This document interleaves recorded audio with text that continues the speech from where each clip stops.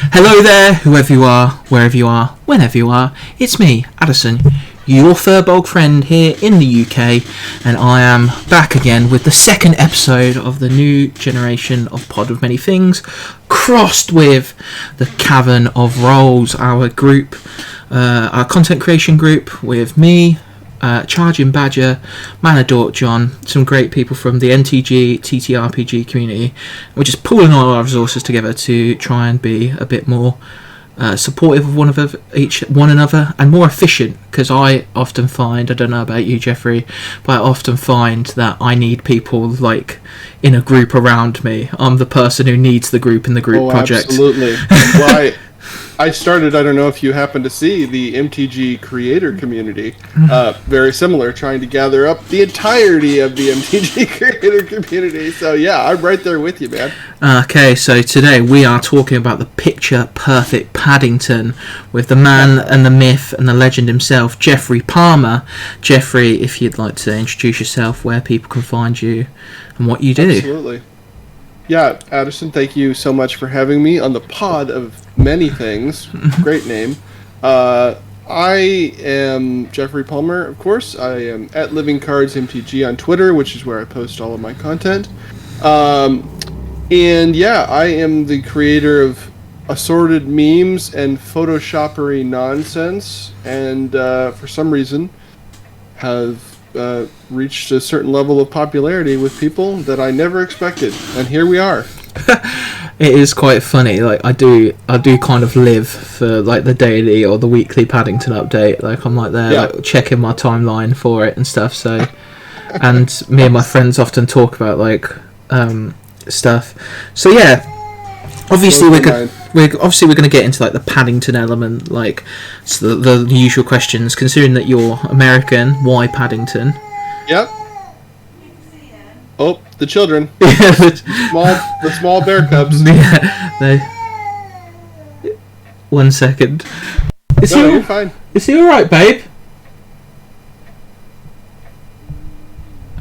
I think he just wants his mum. It's fine. So yeah, we've all been there. We're obviously going to talk about, like, considering you're American, why Paddington, considering he's such like a British icon, etc., etc. Yeah. But first, I wanted to get into your background a little bit, because the skill that you show and the proficiency you show with Photoshop is like pretty severe. Like it's not like there's like blending and like texture changes and shadowing at times. So like how did that come back? Yeah, absolutely. So I started kind of getting into the Magic community. I don't know how much of my history you looked at, but before all this Paddington business, I was doing animations, and so I did. That was when I actually was doing a lot more like what I would consider work with the community, where I was doing like introductions for people's shows and just kind of freelancing all over the place. I used to post on Reddit, and that was kind of my regular content, was animating Magic cards, posting them, and I would say I had this series called I Animated blah blah blah, and they would do very well and be very popular. So that was kind of my first taste of viral success was animation.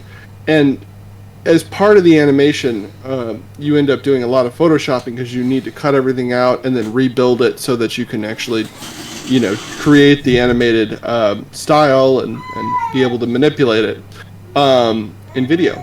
So that's kind of where I started doing that. My actual background is in graphic design and video animation. So I went to film school, but I spent a lot of my time not doing movies, because obviously you can't just go and do movies. You learn about them, but it's kind of tough. I never ended up getting into the film business, although who knows, someday maybe. But I did spend a lot of time doing advertising, which is what you can probably actually make a living at. And so that's kind of how I got my feet wet and started to get into graphic design and manipulation, and just kind of naturally evolved over the last, coming up on 20 years of doing Photoshop and After Effects and photo manipulation and video animation and all that kind of stuff. I did see some of your like early animation work, like because obviously I went back and I wanted you to talk about that, because like a lot of people now, like the newer people like myself, I'll admit, would know you as the Paddington guy, but like your animation is like really cool, like you say, like you animate cards so like they move and stuff like that, a bit like kind of like how they do like the AR stuff now, like but yours would be a bit more I'd say be a bit more intricate and a bit more like... It was like the early trailers for Magic. The set, if you go back and watch, they used to do Magic sets. That's how I got into it, was I was watching the set trailers and I thought, well, I could have a go at this. Have a crack, as you might say. Yep, have a crack at it. And I just found like, okay, this is really compelling. People seem to like this. But the time... It's very, very time intensive. You know, many hours to make an animation for a piece of content. So yeah, I was happy when I later found success doing something that I could do on a much faster. Yeah. Well, animation's like one of those things. So I kind of wanted to talk to you about this as well. It's like animation's like notorious on YouTube as like the most high effort, low reward content on like the platform, because like the algo doesn't like it. Unbelievable. It's like because even like those popular people like to say like Jaden Animations and stuff, they don't get nearly as much as like somebody who like uploads their stream highlights or reacting to stuff. I don't know, that's a bit of drama at the moment, I can imagine like when some of your stuff was really good. So like, but then obviously you've moved on to like, I'm not going to say simpler, because that would be insulting, but like you've moved on to it is simpler. It's fine to say. It's just a different thing. I've increased, lowered my time invested on one piece, but now I'm doing more stuff. So I do Paddington every single day. So it all adds up to be about the same. But yeah, I'm able to put out a lot more volume to get a lot more things in front of people. But yeah, it was cool. I'm glad I had that time. That was a different time in my life. That was before kids. I had a job that was pretty low effort. I was doing TV commercials, and I was on salary, and I would, if there weren't TV commercials to work on, I would just do Magic stuff. And so I kind of got in, and my fingerprints are still all over the community, which feels really cool. You know, like the Command Zone, and game nights, and all the intros and graphics and everything that I did for those people. I think Loading Ready Run might still use the intro I did for them. I was gonna say, like, because obviously I saw your personal ones, but like then you said that you've done like intros and stuff for other people. What sort of people have you done that for then? Because all the main creators. At one point I did Tolarian Community College, did a 3D animation of his. I did Magic the Amateuring, which then they changed theirs to Good Luck High Five. I think I did something there. Loading Ready Runs, their Magic Arm. There's like 3 animations with Charging Badger and all that when you watch their stuff.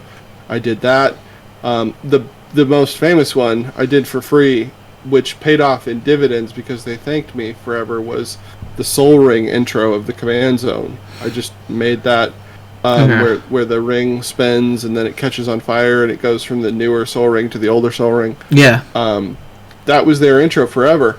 And then I did a bunch of animated backgrounds for their podcast, and they thanked me at the end of every episode, which shout out to Josh and Jimmy, they're still friends of mine, which was very kind. I mean, even after I really stopped making new stuff for them, they would still always just say, and thank you to Jeffrey Palmer, follow him at Living Cards MTG on Twitter, and they just threw that in. So a lot of people, even years later, told me, hey, I first heard of you by the Command Zone. So that was really cool that kind of was an initial legacy building thing. That's so cool though. That's nuts, because when you think about like obviously where they are now, and like the circuit and like the show, the show for Command Knights, and then like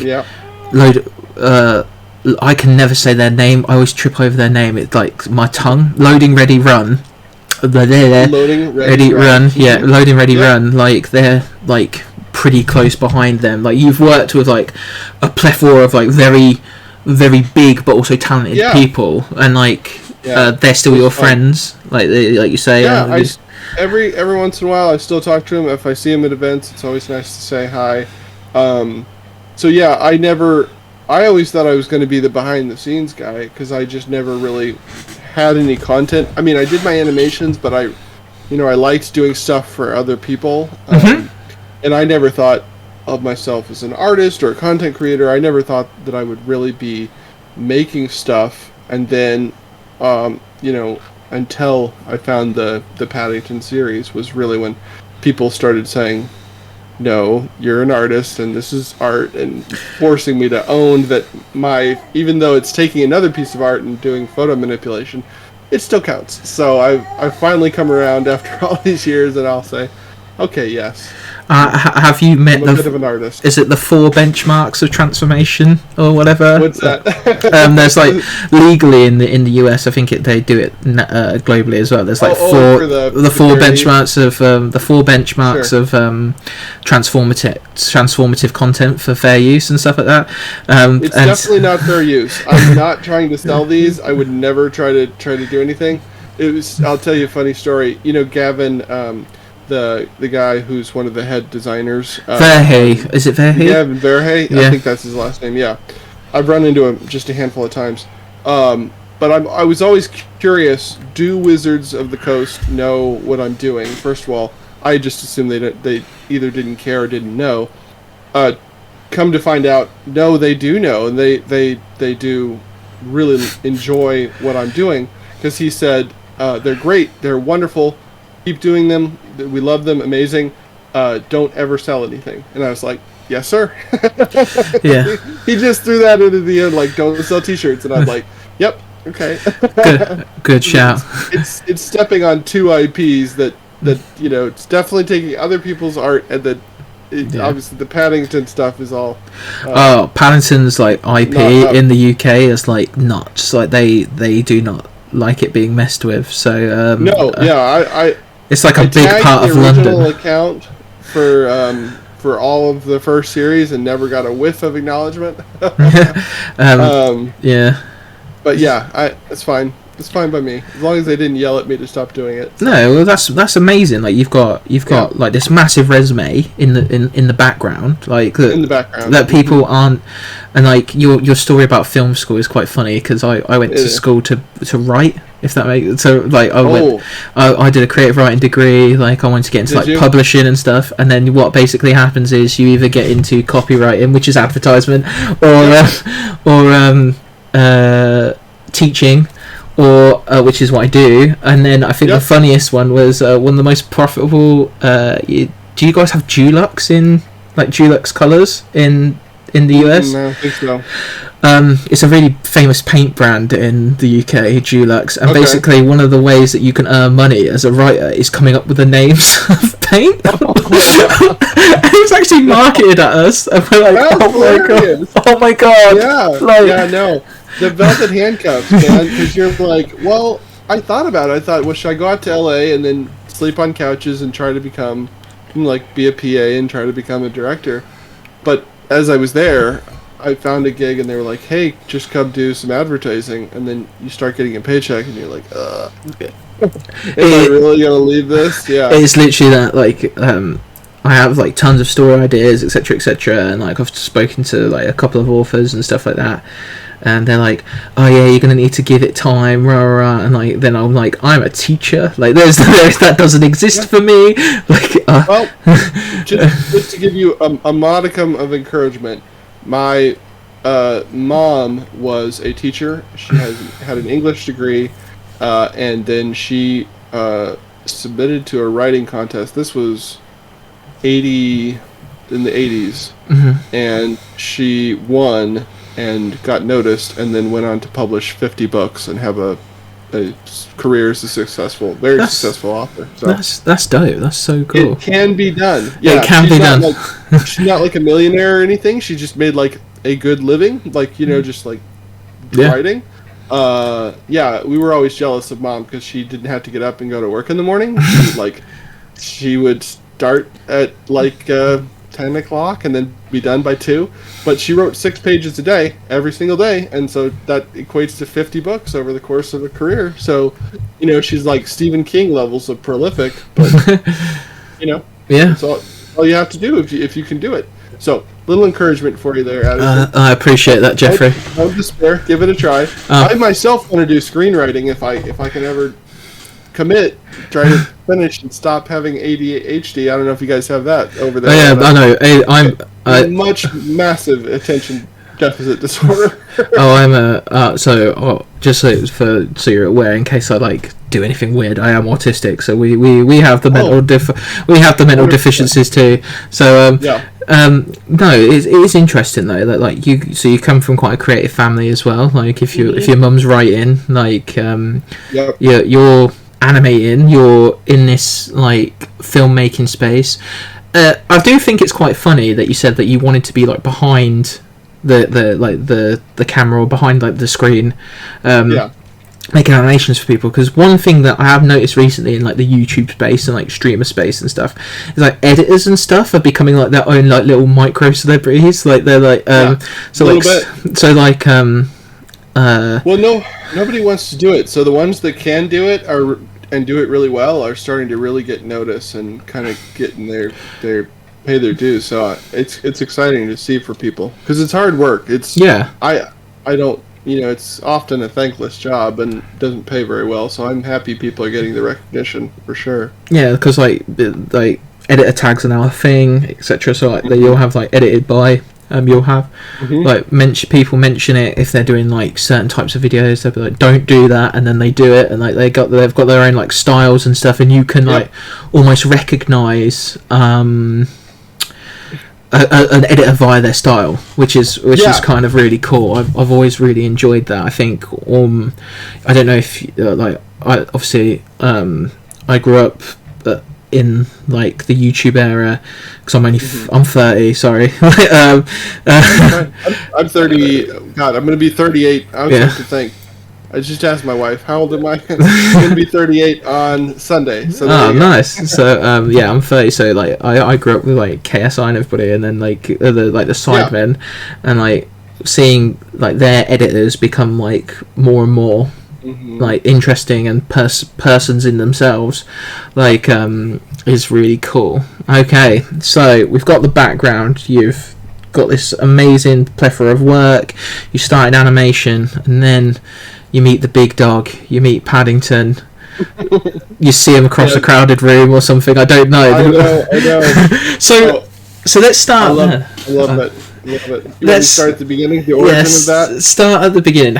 Because right. I don't know if you know this, but Paddington is a British icon. He's a big part of the tourism in London. There's the whole station is mapped out and it's got a little statue of him. So how does an American guy take Magic the Gathering and go, you know what would make this better? A tiny bear from deepest, darkest Peru. Oh, darkest Peru. So, my relationship with Paddington began at 6 years old when I met him in London. Nice. Yeah. I went to London with my parents on the way to Africa because my grandparents were missionaries over there or something. Some kind of stuff. I don't know. But I got to go when I was very young. I have almost no memories of it. But we got some Paddington books while we were there because they were let's get, whatever the kids' book stuff is. So I read the Paddington books when I was very little. I think it was 4 or somewhere in thereabouts. So I remembered Paddington from my childhood. Then many, many, many millions of years later, there was another guy. I'm not the original person to start putting Paddington into other things. It's a popular meme, but one person out there, and I think he's British as well because he generally posts around the time when you would expect it. He's in the GMT time zone. Yeah, usually at middle of the night for me. There's this guy Jay the Chew. He doesn't do anything but post Paddington edits, and his is I edit Paddington into a movie, TV show, or video game, something like that. He has a very similar style. I copied it for Magic the Gathering. But he just puts Paddington as Paddington. He doesn't transform Paddington into the characters. That's the huge difference there. Because he does it every single day, including weekends. And he's up to nearly 900 of these. So he's been doing this for, like, what, almost 3 years or something like that. Yeah. So I saw that. I saw that somebody, I just thought that was hilarious. I love memes. Like, I'm a huge, like, a good meme just makes my day, Yeah, 100%. And so when I was, before I was doing Paddington, just a little more backstory, I used to do editing of people into things. I used to take Team Channel Fireball and edit them into, like, Mortal Kombat if they were doing a tournament, or, like, video games. So taking photo manipulating people into other things, or things like merging things together, has always been like a love of mine before I totally got into Paddington. But when I saw what this guy was doing, and I thought, that's so funny, what if I put Paddington and Magic the Gathering? I was going to do one day, because it's a meme, I'm just going to do one day. So I took I just did the most memeable Magic card, which is that Dreadmaw Colossus or something. Yeah. And I posted, and if you go back to look at day one, it's not amazing, but it's like the Paddington scene where he's in the bathtub and he's falling downstairs. So I put that little bathtub in, like, the water in front of the Dreadmaw. And it did pretty well. And I think it had like 75 likes or something, and I was like, okay, solid beam, solid effort. But I photoshopped Paddington Bear into a Magic card day one. And a lot of people started commenting, I'm so here for this. This is so cool. So I was like, I was not thinking about series. I was not thinking about long term. I had no concept of anything. But it came to day two, and day two was where the series was really born, because I thought, okay, if this is something that I might actually do more of, I gotta immediately see how far I can push this, because I don't want to do boring. I don't want to do safe. So I took the grossest, most visceral Magic card there is, of the one where the guy's spine is being ripped out of his back, and it's floating above. Yeah. It's an artifact. I know what you mean there. Yeah. Yeah, I'm blanking on it right now. It's just terrible. But I just put Paddington. He's like looking at it, isn't he? He's like, huh? He appears to be interacting in it. He's just going, And I always know. You always know when you post a piece of content on Twitter. I don't know. I'm sort of addicted to the viral thing, obviously, because I've been chasing it for so long. But I posted, and within seconds of posting it, it was like the stock ticker, like the likes started going up to the moon. And I was like, this is something interesting. And so I go to what I usually do. This is what I used to do on Reddit after I'd post my animations. I would post it, and then I go eat lunch, and then I come back, and it's like a Christmas present, and I get to see how it's doing. And it was like in half an hour, it was like 300 likes and tons of engagement, and I was like, what is happening?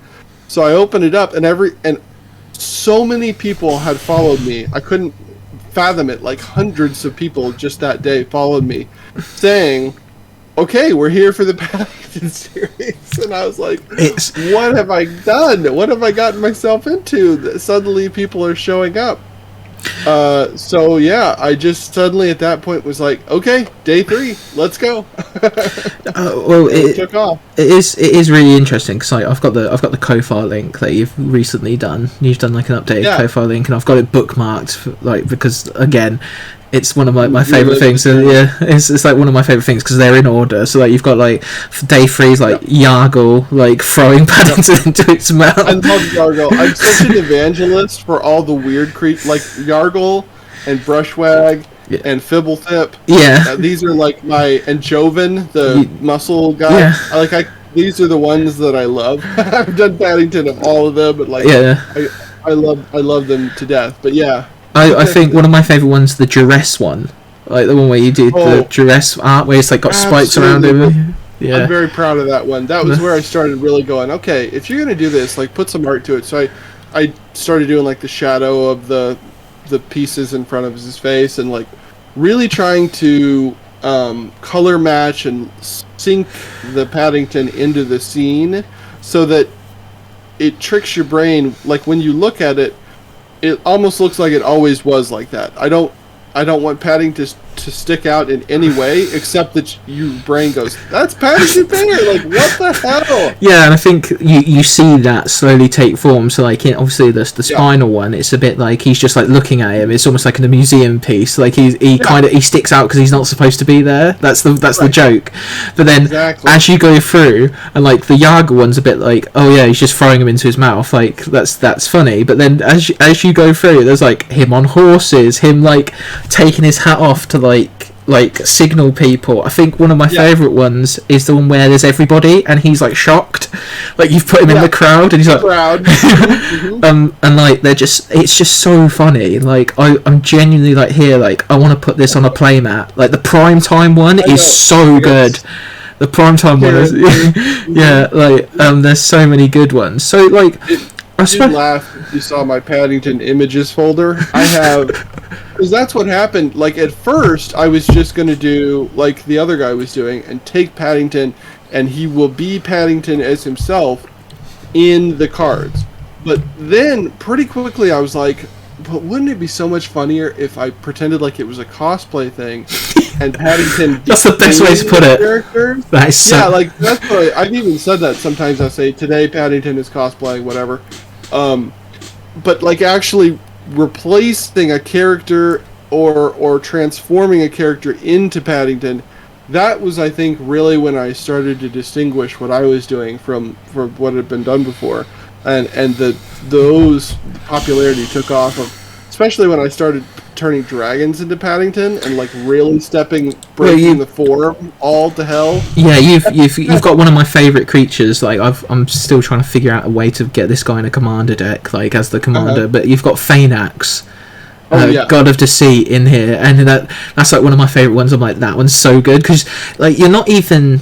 Like it could be easy to just put his face on things. You could just be there like, right, there's his mug. Have that. His hands. Yeah, you've got his hands. You've got his hands in like the right position. Like one's a fist because like obviously there's that art of spiteful blow, which is I think is what and then there's like the one that's up like, and it's just like the deflecting palm. Yeah, that blew a bunch of people's minds. Yeah, that is so good. Everyone, those. Yeah, especially those ones where it looks like it's very seamless. Those are usually like 4 or 5 different screenshots of Paddington stitched together to get that pose. Like that one, the Curse of Verbosity one is like amazing as well. It's so casual. It's just like he's there and replacing the hands, and anything that isn't Paddington, I turn it into Paddington. Yeah. And I usually try to put like a hair texture on it. If you look at day 100, like the 100-armed giant or whatever, you can see that not only are all the arms bear arms now, like they're actually like hairy bear arms and stuff like that. Yeah, like then the Necropotence one's always one that makes me laugh because it's him inside like that bone armor, and you can see him, like, but you can't. It's really weird because you can see him, but you can't see him. If that makes sense, like your brain puts him in there because you know what you're looking at. And you've got like Tim, Macabre Waltz. There's just so many good ones. I know. Yeah, that's what I didn't realize it at the time, of course, but that's what Series 1 became.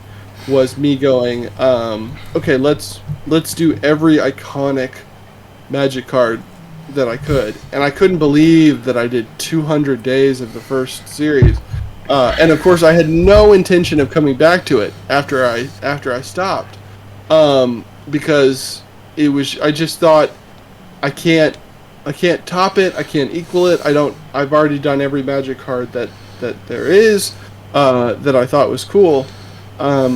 So it was so funny when I started realizing that I wanted to try a second series. I was like, oh, idiot, you can just do all the new stuff. Just focus Paddington on the newest of the new, and then you don't have to think about it. Paddington could just surf the wave of all the new sets, and we'll just do all that. So that's what Series 2 is, and who knows how long that's going to last. So we're already up almost 50 of those. Yeah, it's like nuts. You turn the little book artifact commander into him as a like the ones where I really got the most creative with, those were the ones people respond, where I took him so far out of the mold. Like Stasis, that's the second most popular Paddington of all. That the Stasis where he's on the scale, and it's just such a very weird abstract magic card. Yeah. Anyway, but then I was able to seamlessly put Paddington in there and take the painted style and cover Paddington with that. That, for as simple as it was, that took a lot of work, and so I was very happy when the community responded as enthusiastically as they did. So yeah, to get those really outside the box ones. Yeah, like I think it's just so entertaining to like look at, and like so there's a couple of questions that I have about like the whole process, but there's one question that I've got to ask you before. Dive in. Why Pooh whenever there's a duo? Like, oh yeah, that's so funny. Because you've taken again another British icon. You're just like iconic British bears. So here we go. Yeah, I think I'm British at heart. I'm obsessed with darts and like I love it. No, I don't know. It was so funny because the Pooh 3D, the movie, I think it was called Christopher Robin. I don't even think I actually saw it, but I knew that there was a 3D version of Pooh that sort of fit with the Paddington style. So when it came time to do a duo card, I thought, what if I made it Pooh? That just came into my mind. Just as natural. Because I love Pooh probably just as much, if not more, than Paddington, because I've read more Winnie the Pooh. Like, we just read Winnie the Pooh all the time, and I'm reading Winnie the Pooh to my kids, and it's just more common in my household. So I thought, okay, if I'm going to have a supporting character, well, it's got to be Winnie the Pooh. So, and he's only been in a few of them, but yeah, whenever there's a duo, I got to go grab Winnie the Pooh cards or images. Yeah, it's just so entertaining though. Like, so my question about the process is then, like, obviously you've spoken about how you like to like try and break the mold of like what Paddington can be or where Paddington can be, like contextually. So how do you choose what cards to put Paddington in then, apart from that like creative like drive? What is the thing, like, is it composition, is it context, is it like the scenario? What makes you go, I need to put him here? This has got to be a Paddington. Well, initially it started with, I wanted to just do the iconic magic cards. Like, I want to take cards that are really well known to people, because I think they'll respond really well to like knowing what the card is. So like, if you don't know what the art is, then it sort of takes you a minute to like appreciate it. Now where I'm at is I can just put Paddington in anything and people get it because it's so established at this point. But initially, when I was working on kind of stitching the two together, I think that I was just drawn to the iconic cards. But as I went along, I wanted to challenge myself, because I started seeing cards that would come through that were very stylized, like really wild. Like there was a saga that I'm really proud of, Braids, the Braids saga. Crazy looking. And I thought, if I can take some semblance of Paddington and staple it over top of that and make that fit in that style, that's the challenge. Like, I always try to look now for like, what can I do to challenge it and change it in ways people haven't seen. Like, I could put Paddington on the back of the dragon in 2 seconds, but what if I made Paddington be the dragon? Like, that's kind of where I started to really go. Put some time in, Yeah, because like, I think one of the most interesting compositions that I think you've got is the Silvala one, like the one where he's just like the grey bear, and like it's almost like back and forth on that so many times. It's almost like blink and you miss it, but like but that's the clever thing about it. Like, you're kind of like, it's so natural in there that you're like, oh shit, again, like, oh shit, that's Paddington. Like, what? Paddington. I know. It's just so natural, and that's why it kind of breaks your brain. because in a good way. Yeah. I studied this a little bit in media studies. I actually did a video on this. There's a word called intertextuality, which sounds sort of naughty, but basically, if in media studies they call pieces of media texts. So you've got a film is a text, music is a text, and so this concept of intertextuality is like when it's parody. Basically, is a really good example. When you take some established thing and you blend it into something else, that you create this crossover in your brain. And in my mind, that is like opening up new pathways in your brain. It's like I'm forcing you to take two things that are very separately normally and look at them together, and your mind kind of has to freak out and figure this out. And so I think, I don't know, it's making you smarter, is my to look at Paddington. That's my theory anyway. Pattern recognition, yeah, like yeah. It's like, what's it, Brain Gym, or what that DS game that everybody was playing for a while to make the brain brain exercises. That's right. They're brain smarter. Yeah. But now I just the other day it was so funny. Somebody posted I saw a piece of new art here. Let me find exactly what they said. It was only a day or so. Every time I see art posted, I immediately try to find Paddington. What have you done to me, Jeffrey? I know, but yeah, you do sort of start to see it filtered in a new light, especially if it's something that vaguely resembles Paddington. Or your brain puts the rest of the pieces together. I find like reprints of cards that you've done. Of obviously the Sylvala has recently been reprinted, and I was like, okay. Oh, the bear's not. Right. And then I'm like, no, idiot, Jeffrey's the one, because of the fact that I like that image so much, and like I think what's the other one that I kind of did that? I think it was It's one of the ice ones. It might be either Thing in the Ice or the one that turns into Merit Lage. I'm like there, like, why doesn't that look right? And I'm like, right. No, because there's no bear. Just randomly waiting to. I love that Thing in the Ice one. There's a few of mine that I just look at them and I'm like, that was really good. I think. Like, if I was to rate the ones like on Ko-Fi at the moment, like from series season 1, I think the top one is probably that deflecting palm one, because it just looks so crazy. Like you also forced people to realize that there were bones smashing out of that guy's hands. A lot of people didn't notice that. That's the other secret thing that I'm doing. Is I'm getting people to look at more pieces of art, and that will always be a noble aim of mine, because I am a huge fan of the art and the artists. Yeah. And thankfully, I've never had an artist react negatively to something I've done, animation or Paddington. They've just always been like, that's so funny, I think that's so clever, hilarious. A lot of times they'll repost it on theirs, thanks for the laugh. I've never had an artist go, you've totally ruined my art. Yeah. No, that's you hope not, because like. Oh, it was a huge fear of mine, because I don't ever want them to think I'm diminishing it. It's out of love, your piece of art is so beautiful that I want to try and, make a parody of it, kind of like a Weird Al thing, Yeah, I think because like you said, like you notice new details, like the curse of verbosity one, like like you notice how much they don't.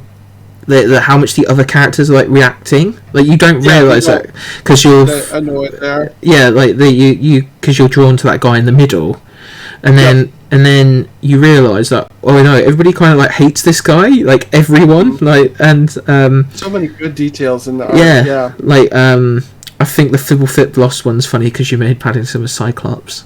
Like you made him. I love Fibblethip so much. I relate to Fibblethip, and because it just sort of looks completely lost all the time, and I'm like, yep, that's how we feel. That's the one of him savage beating or whatever. The one where he's actually punching a bear. Oh yeah. People were demanding I do that one forever. Like please do Savage. Yeah. So finally, And then I think, so my favourite three, I think, my top one's probably the Deflecting Palm. Prime Time's probably my second favourite, because I just like the way, because you even get like the hue right of like the lighting and everything. And then I think my third one, and it's out there, I think it's because I've got a Pirates deck that I use, is Lannery Storm. Love Lannery Storm. So the fact you've got Lannery Storm just there, and it's just Paddington like, hi ho friends, tally ho, let's go. That's where I'm allowed myself to kind of say this is what an artist does, because I really do spend a lot of time sitting Paddington into the card, and it looks like a sticker, when you first put it on. And usually I do that, like I'll put the head on there, and then I'll just see, like, is this funny? And sometimes I start laughing like crazy, like, I should record myself, because I'll just put it on, because I can see what it's going to look like at this point. Like, that's just something I've developed over the years. But I'll just put the head on there and just, like, okay, this works, this is hysterical. And then I spend all the time blending it in and taking the original card hue, because art is very tricky. Like, there's no black in art, like the color black. It's like nothing is ever pure black. So like, and then you've got this CG character that's very, very realistic for what it is. Very lots of texture, like Studio Canal. I mean, if I ever got to meet them, that'd be like the highlight of my life. I have tremendous respect for VFX artists. They created the most realistic Paddington you could imagine. I couldn't imagine, like, it's not like an actual real bear, but like as far as taking it to the edge of what you possibly could and still making it like not Uncanny Valley but like enjoyable, they just nailed it. Like, it's so hard to do. I couldn't have imagined it, and so that's why it's so pleasing to look at. And then I found all these expressions, because like, I'll tell you a little secret. I'm never going to do a making of Paddington, like an actual thing where I show it, because I just feel like that would ruin it a little bit. But I'll tell you one scene that's, like, I've used 1.5 million times. There's a scene in the first movie, it's right at the beginning, where he says, do you have a name? And it's before he's named Paddington. It's when he sat on the table. Yeah, and he says, yes, I have a name. It's and he roar like this. Freeze. I have taken that moment of Paddington roaring. That's dragons. That's giants. That's 1,000,000 things, because that one moment, it's still Paddington. He's got the hat on, but that fit into so many pieces. So someday I'll take that one and just give it away, because I would love to freeze frame that scene and then just like morph between where I'd use that, because I used to think people were going to call me out, like, Jeffrey, stop using that face, but it fits on so many Magic cards. Yeah, you can't. If it works, it works, and like people don't notice that sort of thing. I don't notice it when it's blended. You said you wouldn't do like a making of, because I was going to say, like, is that? I don't know. I don't think so. Not even for like a special, like if you reach like 1,000 Paddingtons or something. Oh, who knows? Maybe. It's just me being silly and neurotic, like a typical artist. I just have this great fear that I would pull the curtain back too far and people wouldn't think it was special, and of course that's not true. But yeah, I don't know. I might. I just loved. I love to take and find new images now. That's what I forced myself to do for the second series. I said, okay, if we're going to get back into this, new folder, dove back into the trailers, dove back into I've visited the Paddington YouTube channel so many times, I'm sure the FBI has a file on me, like, what is this guy doing? Why is he watching this so over and over and over? This guy. But, like, fortunately, in super high definition, they have put basically the entire movie in various clips, both of movies, which are both amazing. Yeah, they are both really good, really randomly really good films. Good films, just like great. That helped too. Like, everybody, the films are just beloved, and so yeah, I'm just finding pause. My favorite one now there's a moment where Paddington pops his toothbrushes out of his ears. Yeah. And he does this look down at the gunk that came out, and he just looks like this sort of like overlord. Like in context in the scene, you wouldn't think that because he's just sort of shocked by what's on his toothbrush. But if I take that and I put it into something gigantic, where he's like looking down, it's iconic. Yeah, I quite like that idea as well. That you're finding these like stupid in air quotes like moments, and like recontextualizing them into like super serious things. Exactly. Because I think that I know which one you're talking about. Because I think you used that one for Diabolic Tutor. Do you? Yeah. So like Diabolic Tutor, Evil Devil, Pentagram on the head, all that jazz. Yep. Like, yeah, and like seeing Paddington in that way, and now that you've said that scene, I'm like, oh my god, that is that scene. I think, and like that's so dumb, but like in the if you really start to watch the movie and then go look at them, you'll be like, oh, that I kind of know where that's coming from. Yeah. So, but yeah, no, I've admired it for a while now. Like, I think I was one of those people at the first time when you first posted it, and I was like one of the first, like, yo, I am here for this if it's happening. But I'm so glad, and just the response, I can't believe it. You said you talked with your friends about it. I just wanted to mention that. That's why I'm still doing it, because people. Like, it even makes me a little emotional. One guy wrote me and said, I have a friend who I don't really... I have trouble finding things to talk to them about, but they're my friend, but they're kind of in their shell a lot, because I guess there's some trauma or something. But I send them your Paddingtons every day, and then that opens a dialogue with that person. And I was like, that's unbelievable, you know? Like, yeah, that's like something people can relate to. These nerdy hobbies we have, like, and some people will look and like be like they're silly and whatnot, but like one of the reasons I got into like tabletop RPGs and like D&D was I used it as like a tool, because I used to work with special educational needs kids, so I used to like teach like lessons using D&D, so like moral lessons, so and awesome. Social lessons. So like having those. People don't realise that actually how helpful these can be for people, like these silly little things. So I and like we talk about it sometimes. We're like, have you seen the latest Paddington? And so amazing. People share them on their Discords and all that. And we like go, what would you? We speculate on like what's coming next or what we'd like to come next, etc., etc. So like, you know, like you have a profound effect on people and they love what you do. However, so you keep going. I was just saying, I'm so appreciative of that. I do feel it. Sometimes I feel it's hard to describe when you put something out there that a lot of people are reacting to. I just sort of kind of do feel it a little bit. I'm like, there's some smiles happening here. I put something out that's, you know, it's not changing the world, it's not making the world a better place for all, but there's a little shift. Yeah. And it echoes back to me, and I just think it's such a good feeling. It's a little bit of joy. It's a little bit of joy. A little bit of joy, and it costs nothing. We should talk about that at some point, about the content creation angle of, you know, what I'm doing from because I have a lot of pointers I can give you if you're interested in content creation. What were you going to ask? So my thing is though, like, so you've obviously like pitched your tent at Magic the Gathering. But have you ever seen the film From Yesterday? It's the one where the Beatles disappear overnight by accident.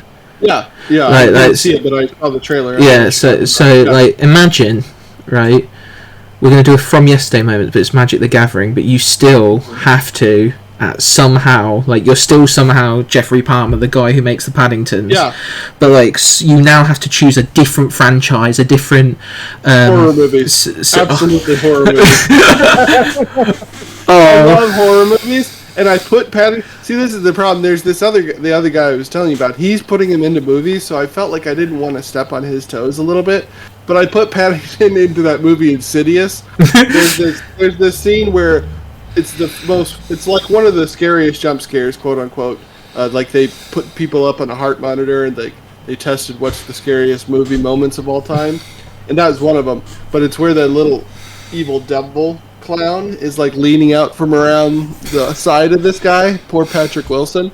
So I put Paddington in there. Like, I would definitely do that a million more times. Like, that's pretty cool. I and say the opposite then from yesterday scenario again.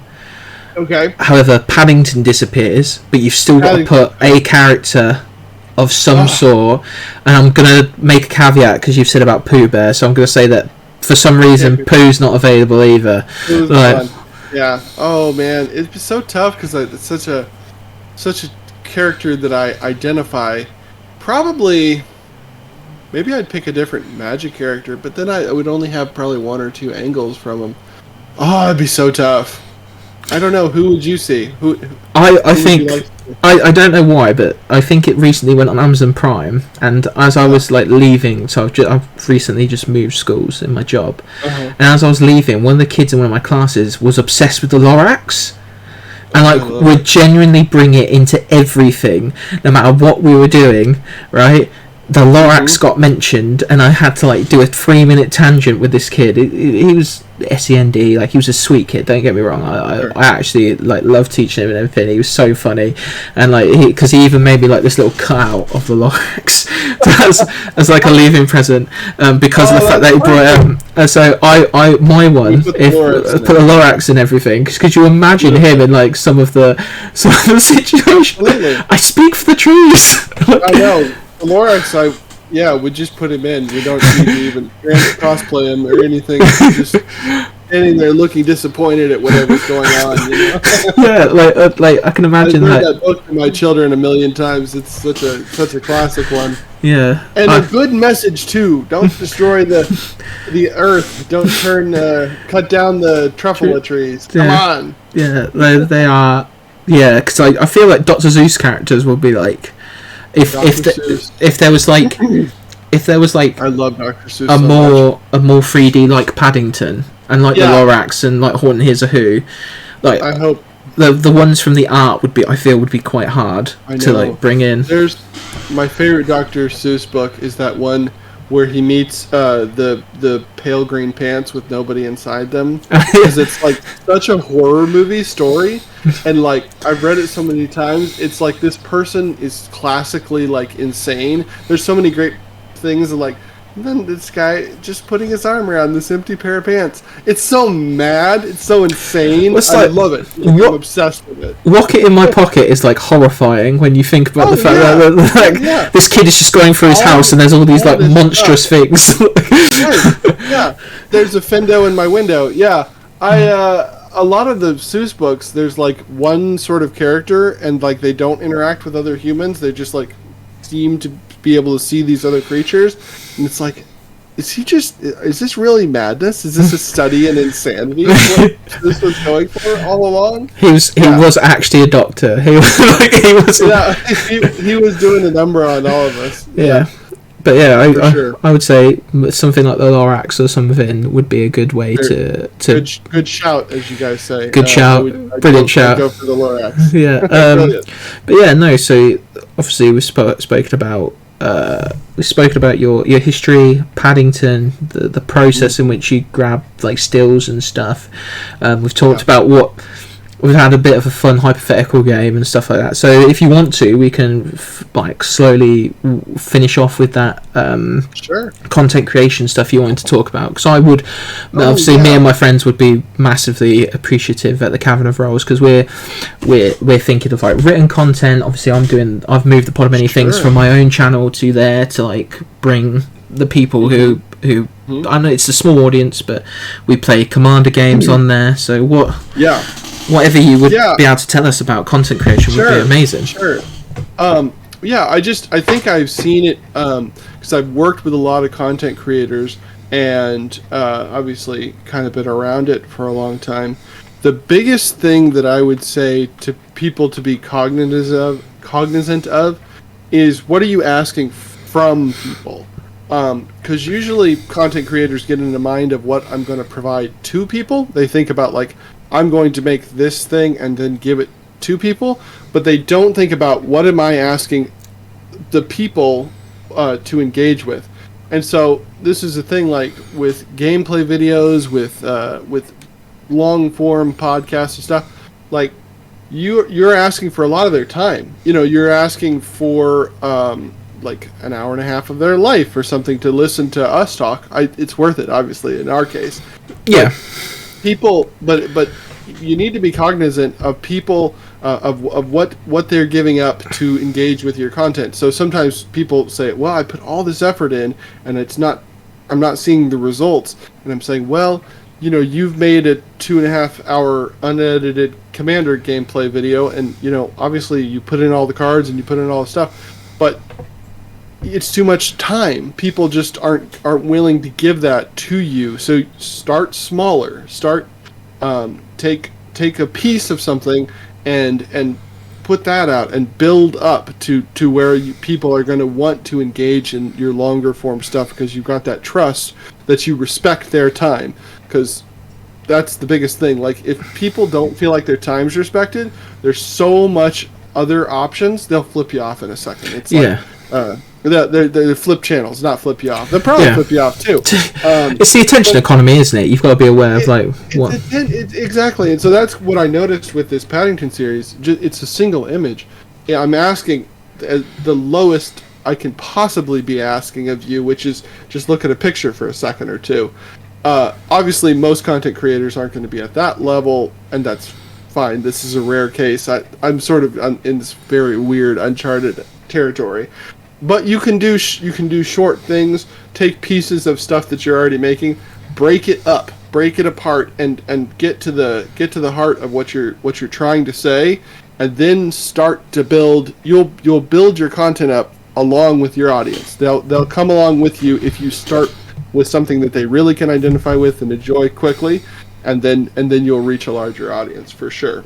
And there's no end of ways to do that as well at the minute, with like TikTok and like Reels and stuff. I think one of the things our friend, one of our things, the things our friend does, John, Mandor John, he does this amazing thing called a deck tech, where he just literally he does it as a thread on Twitter or X, whatever you want to call it, and then he's got a way of making it into a video on TikTok, so it just like cycles through all the cards, and like so it's still like a 30-second piece of content, but like there's like lots of depth to it, because like bang bang bang bang, these are all the cards, this is the commander, this is what we're doing a deck tech of, what do we want to do with it, bang bang bang bang, and then you've got that list, and you can literally just, if you're looking for that commander, you can literally just play that and then find those cards as you're watching that video, and it's going to loop over and over again, so you're like, oh, I missed that one, like, what do I need? I've got that. What do I need?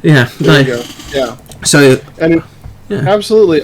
And another one I would say that's that you really need to be thinking about is when you're coming out with your content, and I've heard this from a ton of people because I used to make people's intros and stuff. People want your stuff to look like the best. You're like, I want to be Game Nights or whatever.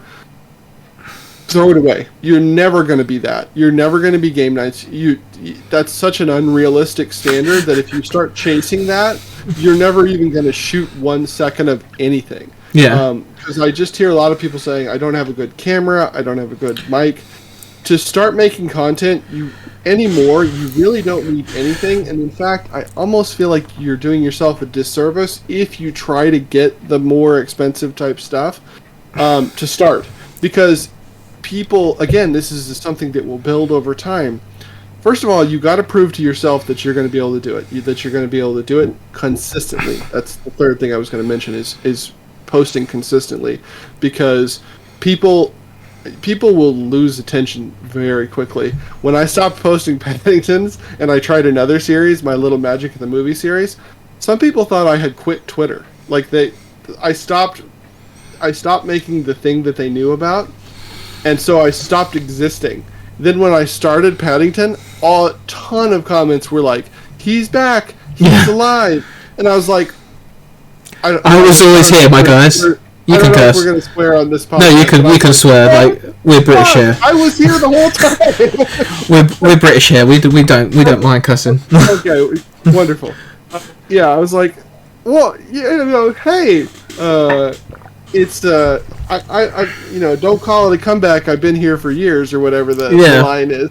Yeah. But it's like, but that was a lesson. That was a lesson to learn. Like, if you're gonna start building yourself as a content creator, don't burn yourself out making the most polished, beautiful piece of gameplay content that has ever existed, and then the second you put that out, it's going to exist for a day, 2 days, 3 days, and then it's going to fade into the ether, and you've got the engagement that you've got, and I hope it was good, but then you're going to have to do it again, and if you set yourself up to do too much, you're going to quit, and you're never going to do it again. Do something you can do on a consistent basis, and start there. Like, just, okay, I'm going to do that. Then, if you're going to build and grow, you'll get better at it, so it'll get faster. And then you can try more things once you get better at it. And you'll grow naturally because, like I said, you'll take people along with you, and they'll say, okay, I want to come along for this longer journey, more polished thing. And it won't feel like work to you because you're so good at it. Like making the Paddingtons anymore. It's never felt like work, but it's like, now I can really see what I'm going to do, so it's just it's fun for me to sit down and edit a Paddington. I never feel like it's work. But I know a lot of people have tried to do podcasts, have tried to do gameplay shows, have tried to do any idea they have, and they really put the time into making it so nice as they can, and they're not seeing the wood for the trees, as they say, because what they should have done is spend a third of the time, put it out, and start on the next one. And then that one will be better, and then start on the third one. And by the time you get to 5, 6, 10, then you're at that level of quality in the time that you would have taken to do the first one that was really rough. You're doing way better, faster. Does that make sense? Yeah, that's 100%. A lot of rambling, but I'm really passionate about this. I want to help creators all the time. It's 100% true. Like, I showed you like my setup I'm literally on Canva because Pixlers went and put themselves behind a paywall, and I miss them so much. And I'm not paying for a Photoshop subscription, my guys. Adobe, your products are great. However, I'm not paying for that. Like, hello, yeah. I've got bills. So you've seen my this issue on Canva. I've got icons where I need them, like the overlay as it is. Like, I've cut it out rudimentarily. Like, it looks okay. And like the thumbnails look okay, but I'm probably not hitting like the algorithmic right thing. Like, I just wanted to look it fine, and then I'll get to that. And like, because one of the things that I really enjoy about content creation, actually, because I think at first, when I first started doing it, when I first did the Pod of Many Things, there were 3 of us, and we had like me as like the interviewer / researcher, we had my friend Leon as like the producer / interviewer, and then co-host, and then we had my friend Troy, who was like our editor. And I think as we did more episodes, one of the things I really enjoyed was the conversation rather more than all the technical stuff. So I've got my Blue Yeti. If you hate Blue Yetis, guess what? I don't care. And I've got my webcam from my laptop. Look. Hello. Like, I this is the bit I like about it, and I get to talk to people who do amazing things like yourself. And the fact that you've with all these crazy people who I admire, and like I'm going to talk to some other people who have worked with some other people who I like really, really admire and stuff like that, and get to hear their stories and talk about their amazing projects. And I think that's, again, you lose the forest for the trees, a lot of creators, because they want that instant success, and they want brilliance at the beginning, like you said, but then they don't like what they do. Like I don't like it because it doesn't look like this, or and like you're kind of there like, but if you don't like what you're doing, why are you doing it? Like, and like you're never gonna make it long term. So like, I will admit, like, consistency is probably my worst thing, because of the fact that I need, and one of the things that I'm really grateful to Gareth Badger coming to me for was for the Cavern of Rolls, like, creator group that we're making. It's like I work better with like people around me also doing things. That's huge. Like, knowing Gareth's on that website, knowing that he's like putting all this effort in, he's got like the domain and everything, and he's like, I want to bring you in, and I'm like, big kind of like he's it's embarrassing, but he's kind of like my like big brother on like socials, like and like I really respect him and everything. So when he goes like, I want you to help us out with this, I'm like, you know what, yeah, no, you know what, I'm gonna do it, and I'm now getting all these podcast episodes together to have like weeks in advance, so that if there is a dry spell, like I'm hoping that the people that I meet are comfortable. I don't know how you're finding it. Like, are you enjoying it? Like, brilliant. Yeah, I mean, other than talking about my childhood trauma for an hour, it was lovely. Yeah. I'm not a trained therapist. I'm joking. It's therapy. This is therapy. Twitter's therapy. It's very weird to have 15,000 people that I can just push a thought out to. And every once in a while, I'm like, might have too many martinis, and I'll like wake up in the morning and be like, shit, did I tweet something stupid? Because I'll have that thought like, what did I say? And I go back and I'm like, okay, I just made a dumb movie reference. Shoo! Well, that's have you ever woke up like after a Paddington post and been like, I don't think that one's going to do very well, or that one's a bit weird, and then you've actually like went back to it and it's kicked off. It's actually kicked off. The stasis one, I think, the stasis one, I thought this is too simple. People aren't going to get this. They're going to think this is weird. We're talking about the one with the seesaw and the weird like clown dude. Is that the one that we're talking about? Yeah. That is such a weird piece of card art just in general. What a bizarre thing. And then to have people say it's their favorite one. Elaine Chase, one of the VPs of Wizards, I met her at the MagicCon in Minneapolis recently. She said that's my favorite piece of Magic content that there is, and I'm like, that is crazy that people connected with that. I don't know how, I don't know why it was just that one, but yeah, that was just like, what? I think it's what you said. It's that thing of when you see Paddington in the art, you're forced to reevaluate the art a little bit. Yeah. So like the bones crunching and defecting palm, the way the people are all looking at him in curse of verbosity, you because you've taken away like. You've not taken away from it. How can I put it? You've diverted attention from the centerpiece. A new light. Yeah. Uh-huh. So like you're looking at it from a new angle because you're like, oh, Paddington's there. I know he's going to be there, but hang on a minute. I never noticed that dude in the corner is doing what he's doing, and because of the fact, and I think that's one of the reasons why, apart from the funniness and the joy, that like you said, that little bit of joy that's free and wonderful and like it's the reason why I've been dying to like talk to you and interview you and stuff like that. It's because I just want to. You've done brilliant. This is a great podcast interview. I've done quite a few podcasts and you're killing it, my friend. So thanks for that. You're gonna keep on with it. I'm hoping so because I'm also just like shooting my shot with a lot of people at the minute. So I'm just like right. I'm gonna. This person is like huge.